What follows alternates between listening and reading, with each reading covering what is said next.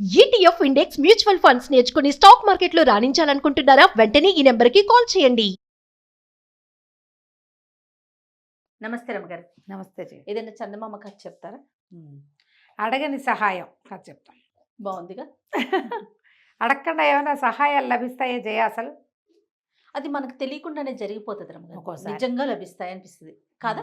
అవును, అడగకుండానే వచ్చేస్తాం. మనం ఎక్స్పెక్ట్ చేస్తే చాలా లేట్ అయిపోతుందండి. మనం ఎక్స్పెక్ట్ చేయకపోతే తొందరగా అవుతుంది. అదే అలా కూడా అవ్వచ్చు. ఇది భలే వెరైటీగా ఉంటుంది. మాకు ఊళ్ళో ఒక భూస్వామి ఒక ఆయన ఉండేవాడట. అయితే ఆయన భార్య భలే బుద్ధిమంతురాలు, చాలా పనిచేసేదట.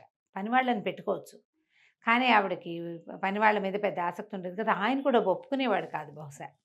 ఆవిడ ఇంటిల్లి పాతికి వంట చేసి సామాన్లు అవి తోముకుని దొడ్లు వాకుళ్ళు పూడ్చుకుని, ఆ కాలంలో బట్టలు రాట్నం వడికే పని, నూలు వడుక్కోవటం అదో పెద్ద పని.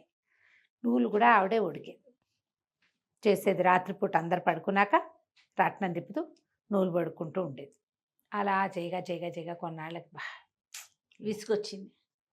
ఆవిడ ఏం చేసింది, ఒకనాటి రాత్రి భర్తకి భోజనం పెట్టి పడుకోబెట్టేసింది. ఆయన నిద్రపోతున్నాడు. ఈవిడ ఏదో ఒక కొత్త చీర నేయించుకోవాలనుకుంది. దానికి ఒక నూలు కావాలి. సరే రాట్నం తిప్పుతూ ఏమనుకుంది, ఎవరైనా సహాయం చేస్తే బాగుండు. అప్పుడప్పుడు అనిపిస్తుంది కదా, అవును. ఎవరైనా సాయం చేస్తే బాగుండు, చేసుకోలేకపోతున్నాను ఒక్కదాన్నే అనుకుంటే తలుపు తలుపు తలుపు అని ఎవరో తలుపు కొట్టారు. ఇప్పుడు ఏమిట్రా అని ఈవిడ వెళ్ళి తలుపు తీసింది. ఆశ్చర్యపోయింది. ఎంతోమంది మరుగుజ్జు వాళ్ళు ఉన్నారు వాకిట్లో. ఆడవాళ్ళు అందరూ చక్కగా చీరలు కట్టుకుని చిలకలాగా తలలు దూకుని చుట్టూతా పువ్వులు పెట్టుకుని ఉన్నారు. వీళ్ళు ఏంటంటే, వీళ్ళున్న ఊరికి దూరంగా ఒక కొండ ఉంది, జక్కుల మిట్ట దాని పేరు. ఆ జక్కుల మిట్ట మీద యక్షిణులు ఉంటారట. ఓకే. యక్షిణులు పిలవకుండానే వస్తారు, ఇట్లా ఇలా అనుకుంటే వచ్చేస్తారు. వాళ్ళంతా మరుగుజ్జుగా ఉంటారు, ఆడవాళ్ళు అందరూ. లోపలికి బెల్లబెల్లాడుతూ వచ్చేసారు. లోపలికి వచ్చేసి నీకు సాయం చేయడానికి వచ్చామని చెప్పారు. చెప్పాక ఏమన్నారు, మాకేం చేయక్కర్లా, నువ్వు వండి పెట్టు ఏదైనా నోటికి తినటానికి అన్నారు. అక్కడి నుంచి ఈవిడ రాట్నం వడకటం మొదలుపెట్టింది కదా. ఒక ఆవిడ చకచక చకచక అన్ని విడదీసేసింది. రెండో ఆవిడ వాటిని దారానికి చుట్టడం మొదలుపెట్టింది. మూడో ఆవిడ రాట్నం తిప్పుతుంది. రాట్నం మించి వచ్చిన దాన్ని ఇంకొక ఆవిడ దీనికి చుడుతుంది, ఉండలాగా చుడుతున్నారు. అందరూ తలా ఒక పని చేయటం మొదలుపెట్టారు.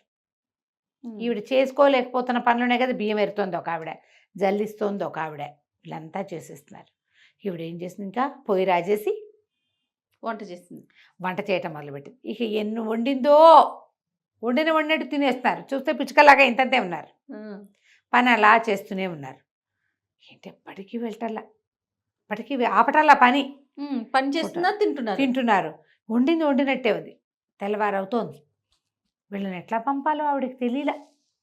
పిలవకుండా వచ్చేసారు కదా, వాళ్ళు ఎవరి దారిని వాళ్ళు పని చేసేసుకుంటున్నారు. సరే ఏం చేసింది, పక్కింట్లో ఒక ముసలమ్మకి ఈ యక్షుణుల కథలు తెలుసు. ఆవిడ చెప్తుండేది. అసలు వీళ్ళెవరు ఊరికే ఊహ తెలుసు, కానీ ఏనాడు ఈవిడ వాళ్ళని చూసింది కాదు. అక్కడి నుంచి వెనకాల సందులోంచి పొయ్యి మీద ఇది పెట్టి బెల్లపాకం పెట్టి అది మరుగుతుంటే తీపి వాసన వస్తుందిగా. ఈవిడేదో వండుతోంది అనుకుంటున్నారు వాళ్ళంతా. చటుక్కుని వెనకాల దొడ్లోంచి వెళ్ళి వెనకాల పక్కింటి వాళ్ళ పెరటి తలుపు కొట్టి అవ్వ అవ్వ అని కేకేసి ఏం చేయను, వీళ్ళు ఒక ఆరుగురు ఏడుగురు వచ్చారు. వాళ్ళు తిన్నవాళ్ళు తిన్నట్టుగానే తింటున్నారు, పని చేసినట్టే ఉన్నారు, ఎటా పోతారో తెలియకుండా ఉంది, నేనేం చేయను అంది. ఓసిని దుంపదగా వాళ్ళని పిలవనే కూడదే, వస్తే ఇంకా పోరు, వాళ్ళు మీ ఇల్లు పట్టారంటే ఇక తింటూనే ఉంటారు. నువ్వు వండుతూనే ఉండాలి, పని చేసి పెడతారు, నువ్వు వండుకుంటూ ఉండాలి. ఓ పని చెయ్యి, వాకిట్లోకి వెళ్ళి జక్కుల ముట్ట అంటుకుంది అని కేకలు పెట్టు, వెళ్తారు వాళ్ళు. అప్పుడు వాళ్ళు చేస్తున్న పనులన్నీ తిరగేసి పెట్టేసి అని చెప్పింది. ఈ అమ్మాయి ఏం చేసింది, వాకిలి గుమ్మం దగ్గరికి వెళ్ళి పెద్ద పెద్ద కేకలు పెట్టింది. అయ్యో అయ్యో, కిటికీలోంచి చూస్తే జక్కుల మిట్ట అంటుకుంది, ఇంకేముంది కొండంతా అంటుకుపోయింది, పొగొచ్చేస్తుంది, మంట వచ్చేస్తుందని కేకలు పెట్టింది. ఈ పని చేస్తున్న 6-7 ఆడవాళ్ళు చటుక్కుని చేస్తున్న పని వదిలిపెట్టారు. జక్కుల మిట్టలోనే వాళ్ళ ఫ్యామిలీస్ అన్నీ ఉంటాయి, ఓహో సంసారాలు. దాంతో తలుపులు తీసి ఎత్తుకుంటూ వెళ్ళిపోయారు ఒకళ్ళు వెనకాల ఒకళ్ళు. వెళ్ళంగానే అమ్మాయి ఏం చేసింది, ఆవిడ కదురు పెట్టి చుడుతోంది ఒక ఆవిడ, ఇట్లా దాన్ని ఇట్లా తిరగేసి పెట్టింది. జల్లెడితో పని చేస్తుంటే జల్లెడి తిరగేసి పెట్టేసింది. ఈ రాట్నానికి తిప్పేందుకు ఒకటి ఉంటుంది, దాన్ని తీసి పక్కకు పెట్టేసింది. మొత్తం సామాన్లు వాళ్ళు పనిచేస్తున్న సామాన్లు అన్నీ బోర్లించేసింది. జక్కుల ముట్ట దాకా వెళ్ళిన ఈ 6 ఆడవాళ్ళు చూసుకున్నారు, జక్కుల మిట్ట మండట్ల. పరిగెత్తుకుంటూ మళ్ళీ వెనక్కి వచ్చేసారు. పరిగెత్తారు, తలుపు కొట్టారు. తలుపు కొడితే తలుపు తీయలే ఈ అమ్మాయి. ఈ ఒక బయట ఉన్నాడు, "ఓ కదురా రావే తలుపు తీయవేని" తను పనిచేస్తూ వదిలిపెట్టిన కదురుని పిలుస్తోంది.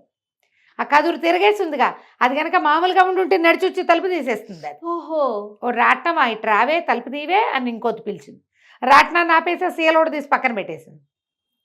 అన్నీ అయిపోయాక ఈవిడికి పొయ్యి వెలిగించడానికి సహాయం చేసింది ఒక ఆవిడ. ఆవిడ చెప్పింది, "వస్తే కొరివి మండుతున్నావా, దా వచ్చి తలుపు తీ" అనగానే పొయ్యి మండుతోంది ఓ పక్కన. ఆ మండుతున్నది ఒక పొయ్యిలోంచి ఒక పుల్ల ఓ పక్కన కోసం అంటుంది, లేచి వచ్చేసి తలుపు తీయటానికి వచ్చేసరికి ఈవిడేం చేసింది, ఓ చెంబేడు నీళ్ళు ఎత్తి దాన్ని ఎత్తి మీద పోసి కొరివి మీద, ఆ మండుతున్న దాని మీద. అది కాస్త ఢామని కింద పడిపోయింది, ఆరిపోయింది. లేకపోతే అది వెళ్ళిపోయేది. ఇక ఈ 6 బయట నుంచి కేకలు పెట్టారా, ఓ గోల చేశారా, చిన్న గోల కాదు, అరుపులు గందరగోళం. ఈ అరుపులకి పొద్దున ముందు రాత్రంతా అర్ధరాత్రంతా పని చేస్తుంటే మొగుడు లేవల ఇంత పని శబ్దానికి. ఈ అరుపులు కేకలకి లేచేసరికల్లా ఈవిని చూసి హాల్లో అంతా ఓ పక్కన బియ్యం జల్లించి పెట్టున్నాయి, ఓ పక్కన రాట్నం, ఓ పక్కన తాన్లు వేట్లు మేలుగా బేలుగా ఉన్న ఇదంతా చూసి, ఏమిటే హడావిడి, ఎవరే వాకిట్లోని వాకిలి తలుపు తీసే, మోగ మనిషి కనపడితే మాయమైపోతారు వాళ్ళు. ఓహో. మొత్తం వెళ్ళిపోయారు ఒక్క దెబ్బకి. వాకిట్లో ఎవరు లేరు, ఇప్పటిదాకా ఇన్ని కేకలు వచ్చినా ఎవరు లేరేమిటే అన్నారు. ఆవిడేం చేసింది, "ఏదో లేండి, ఎవరో మాట్లాడుకుంటూ పోతున్నారు అంతే, మీరు పోయి పడుకోండి, తెల్లవారు 5 కదా అయింది." ఆవిడ మెల్లిగా రాట్నము సామాన్లు అన్నీ సవరించుకొని వాళ్ళని తీసి పెట్టారు కదా దారం నూలంతా, ఆ నూలంతా సవరించి పక్కకు పెట్టుకుంది. ఎవరైనా సహాయం చేస్తే బాగుండు అని మాట మాత్రం ఇంకెప్పుడు మాట్లాడకూడదు అని దండం పెట్టుకుంది. ఇల్లంతా తీపి వాసనలు వస్తుంటే భర్త అడిగాడు పొద్దున, "ఏముండేవే రాత్రి" అని. ఏం వండింది, వండేటి తినేశారు అందరూ కదా. ఆ తర్వాత ఇంకా ఎప్పుడు ఆ జక్కుల మిట్ట మీద నుంచి వీళ్ళింటి దగ్గరికి ఎవరు రాల, మగవాడు కనపడతాడని రావడం మానేశారనమాట. కథ కంచికి మనం ఇంటికి. చిట్టి స్టోరీ బాగుంది, అది వెరైటీగా ఉంది కదా, మనకు అసలు తెలియదు ఇలాంటివి. ఇది 56, 55 కాలంలో చందమామలో వచ్చిన కథ. అబ్బా చాలా బాగుంది. నమస్తే. నమస్తే.